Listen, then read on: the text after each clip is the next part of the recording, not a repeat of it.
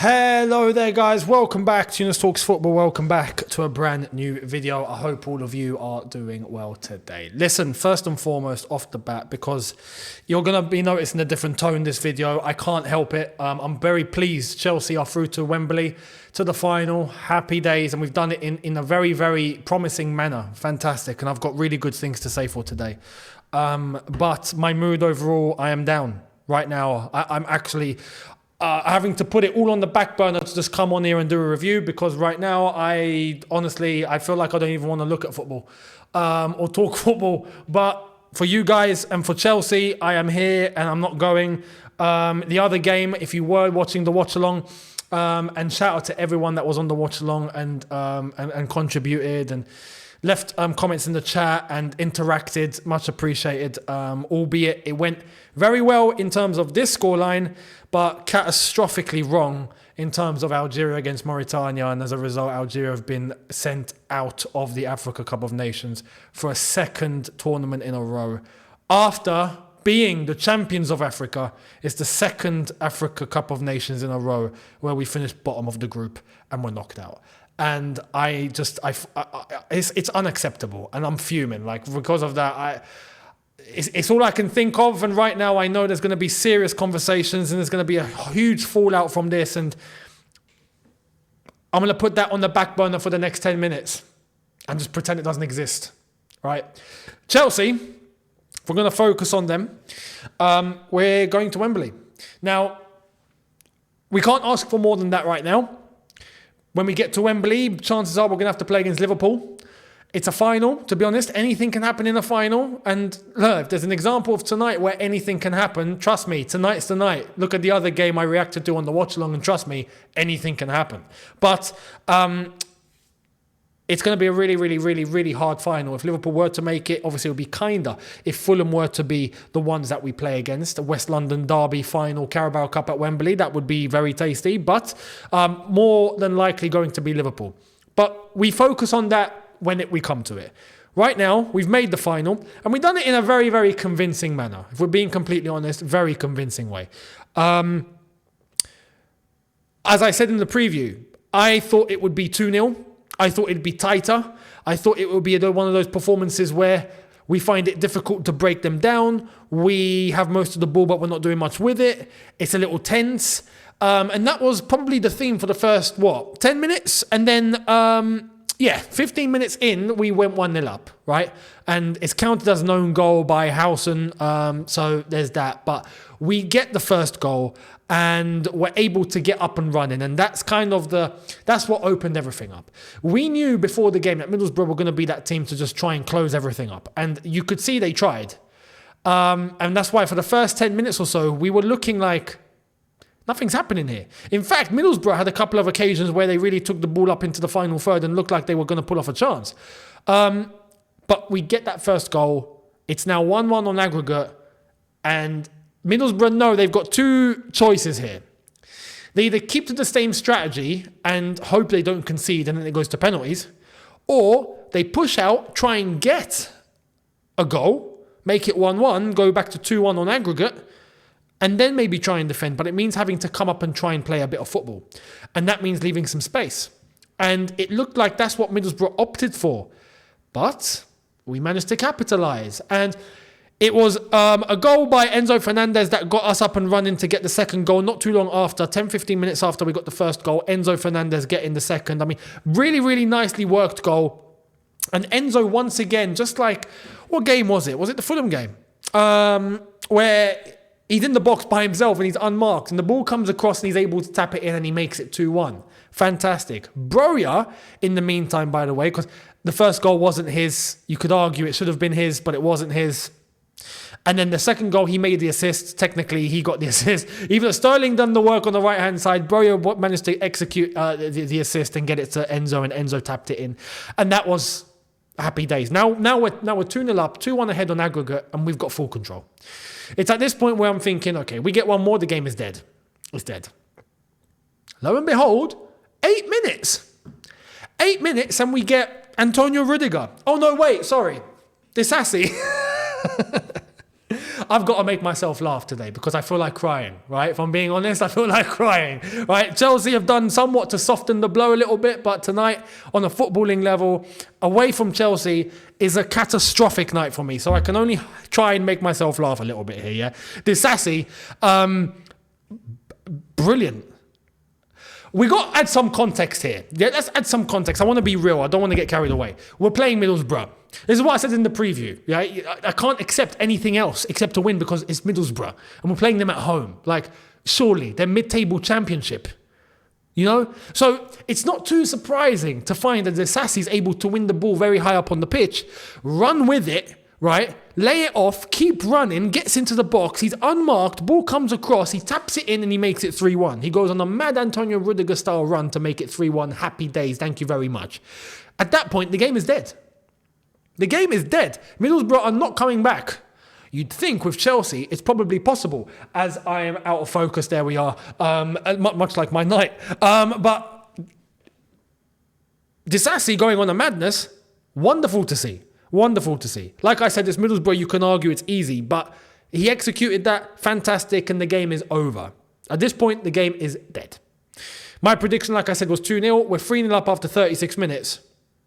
We're coasting. And then, lo and behold, literally minutes later, 6 minutes after, we have Cole Palmer slotting it in to make it 4. And we go into the halftime break 4-0 up. What more do you want? You know, that's fantastic. And to be honest, in terms of the levels, if we're talking levels, mid-table championship team should be top end of the Premier League, right? We're not mid-table, but should be a strong Premier League team.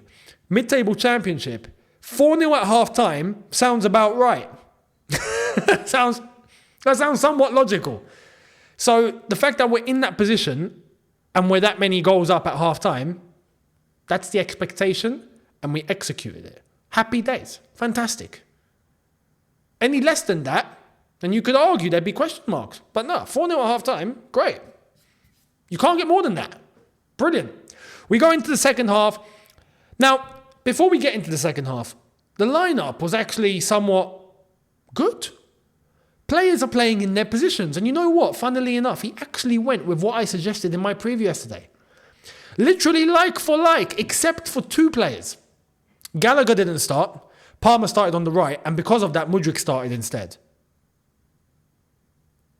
Instead of having Sterling and Palmer as the wingers. So you could argue the only difference there was Gallagher. But in terms of everyone else was there. Breuer was up top. Chilwell was a left back. Cole was a centre back. Disasi was right back, understandably. But he had a great game. It's crazy what happens when you play players in their position, isn't it? So, Pochettino came up with a good lineup to begin with. And then the execution afterwards was great. So, happy days. We go into the second half now, and we get... Later on, Palmer gets the 5th. The tempo comes right down. And I said this on the watch along. I said, look, right now, I wouldn't be against if we just brought the tempo down. I don't like when Chelsea bring tempo down and we just look flat and horrible. But if you're 4-0 up at half time, you better bring the flipping tempo down. Because we've got a cup game on Friday to think about against Aston Villa. If you have opportunity to maximise, economise your team a little bit, do it. But don't be flat and with no tempo in a Premier League game where it's 0-0 and you need to win. Like, that's a different story. But when you're 4-0 up at half-time, yeah, absolutely. Think of bringing the tempo down, relax, take it easy, waste a little bit of time here and there, make some substitutions, bring on the kids. They've got a good enough cushion to be able to come on, experiment and not risk the result. And you know what? Poch did that to an extent. Fair play. It took him a little longer than I would have anticipated, than I would have liked. I would have immediately, by minute 60, kids would have been flooding on. But he eventually managed to give them some minutes, and fair play. But we had Palmer getting the 5th goal. 4 minutes later, Madueke going on a solo and slotting it in the bottom corner, making it 6-0. Fantastic. Middlesbrough, got one back earlier and it was ruled offside, and it was correctly ruled offside. And then literally straight after that, minutes later, Rodgers, who hit that ball with his head into the bottom corner and it was ruled offside, ended up getting his goal by slotting it into the same bottom corner from the edge of the box. Beautiful finish. So he had a good game in terms of Middlesbrough. He actually played really well. And it finished at 6-1. Now, in terms of the substitutions, like I mentioned, we had Mudryk come off for Madueke at halftime. So Mudryk did not look good. That's the one negative point that I have to mention today. Mudryk did not look good, man. And against Middlesbrough, there's no excuse. You see, even on the watch-along, there were some people that made the comment, and you know what? I tend to agree. It seems like Mudryk is great with his feet, but poor in his head. When it comes to the way he reads the game, I'm getting worried. On his feet and his physical attributes and how fast he is and all that, yeah, great. You know, in terms of metrics, great. But these are the sort of things that data cannot measure. Your IQ, the way you read the game, your decision making, data can't measure that. Data can measure how fast you go, can measure how long it takes for you to make a pass. It can measure the distance covered. It can measure your acceleration, your speed, your quickness, your physicality, your strength metric. It can do all of that, right? It can detect how quick you get from point A to point B. But it can't measure how you read the game. Mudryk, I'm worried, cannot read the game well. And his IQ is looking low. That's the worrying thing, because you have to understand, we're playing Middlesbrough, mid-table championship team who we were able to demolish at the bridge today 6-1, and Mudryk was not able to shine in that performance. Hell, Madueke came on and looked good. Do you know what I mean? So that's the concerning thing, and that's the worrying thing. But Gilchrist comes on for Chilwell as well. Great, because Chilwell was easing himself into minutes, and you know he came on for Chilwell. Happy days. Good old George Benson coming on for a cameo. Gotta love it. Conor Gallagher coming on for Armando Broja as well. Conor Gallagher getting himself. He got 2 assists, didn't he?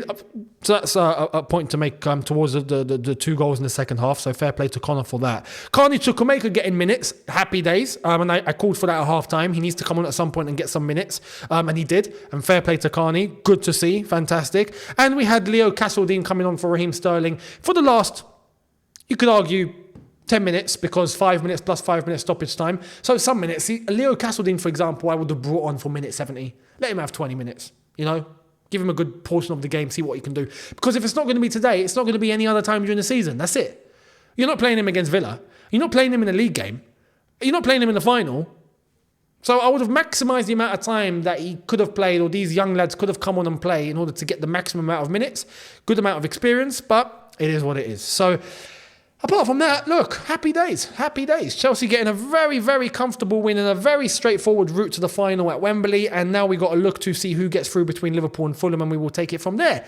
I'll be honest, I'm going to say a huge thank you to everyone that joined on the watch long. Let me know your comments down in the comment section below. And I won't think about Chelsea now, except for the videos and the news and all of that, up until Friday or Thursday with a preview. But Friday, when we play again and we play Aston Villa, up until that point, I am only going to be focusing on what the hell happened tonight with Algeria, and there's words are going to be had. Words need to be had. There's going to be a big fallout from what happened tonight and what we witnessed. So my focus is going to have to go to that. So we will see this fallout, because yeah, it hurts. It hurts. Tonight hurt a lot. It hurt a lot. So it goes to show, though, I'm going to leave you with one message: people that undermine the AFCON and undermine what it's about. There are no small teams in Africa anymore. And there's no small teams in Africa anymore because the way that African football works is different to any other continent. The weather is different. The climate is different. The humidity is different. The mentality is different. And I'm not just talking mentality on the pitch, off the pitch. People, the way people think, the way things happen, that it's different. The way, even on the pitch, it affects the mentality of the opposition that are all based, African-based players, for example. It's a different mentality to the European-based players, you know? So all that plays a factor. The physicality. These are players that are running like, for 90 minutes, they're running like monsters. They're not stopping. Whereas the European-based players are not used to it and they're getting tired. This is what bridges the gap between the so-called smaller teams and the so-called bigger teams, and why we're seeing so many shocks. Africa doesn't have any small teams anymore. That's the truth. And that's what makes the competition so absolutely unpredictable and absolutely unbelievable, and why we're seeing the results that we're seeing. And unfortunately, my country have had to pay the consequence for that as well. So anyway, we'll see what goes down going forward into the last 16, the rest of the group games, last 16, and the rest of the competition. And we'll take it from there. But let me know your thoughts on today's game. 6-1, Chelsea go to Wembley, chance to win some silverware. We'll get to that when we get to that, because obviously it's not going to be easy. But let me know your thoughts down below, and I will see all of you tomorrow for a brand new video. Thank you all so much for watching, people. Have a good one. See you a lot tomorrow. Take care, and peace.